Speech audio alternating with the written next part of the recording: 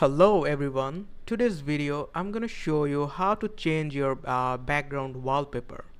For example, this is a picture that I want to apply it on my background. For this tricks you have to go to the search option and just type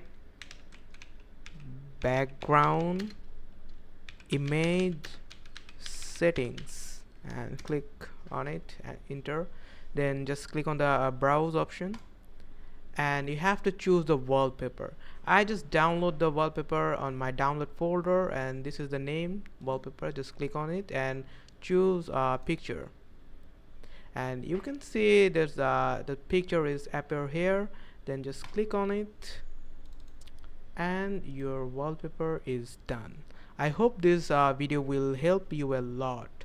Thanks for watching the video.